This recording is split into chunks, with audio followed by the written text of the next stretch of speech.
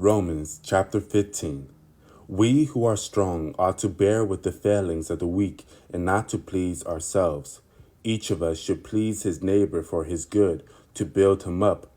For even Christ did not please himself, but, as it is written, the insults of those who insult you have fallen on me.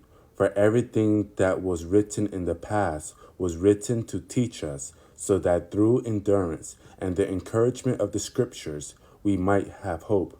May the God who gives endurance and encouragement give you a spirit of unity among yourselves as you follow Christ Jesus, so that with one heart and mouth you may glorify the God and Father of our Lord Jesus Christ. Accept one another then, just as Christ accepted you, in order to bring praise to God.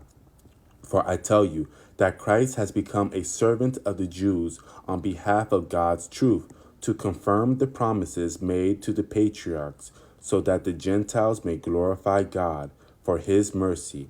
As it is written, therefore I will praise you among the Gentiles, I will sing hymns to your name. Again it says, rejoice, O Gentiles, with his people. And again, praise the Lord, all you Gentiles, and sing praises to him, all you peoples. And again, Isaiah says, the root of Jesse will spring up, one who will arise to rule over the nations. The Gentiles will hope in him.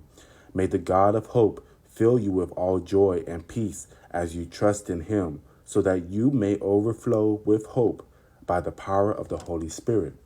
I myself am convinced, my brothers, that you yourselves are full of goodness, complete in knowledge, and competent to instruct one another. I have written you quite boldly on some points, as if to remind you of them again, because of the grace God gave me to be a minister of Christ Jesus to the Gentiles, with the priestly duty of proclaiming the gospel of God, so that the Gentiles might become an offering acceptable to God, sanctified by the Holy Spirit.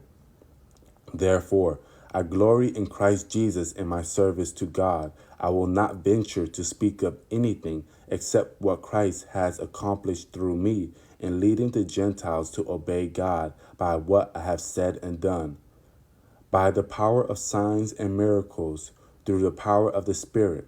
So from Jerusalem all the way to Illyricum, I have fully proclaimed the gospel of Christ. It has always been my ambition to preach the gospel where Christ was not known, so that I would not be building on someone else's foundation. Rather, as it is written, those who were not told about him will see, and those who have not heard will understand. This is why I have often been hindered from coming to you.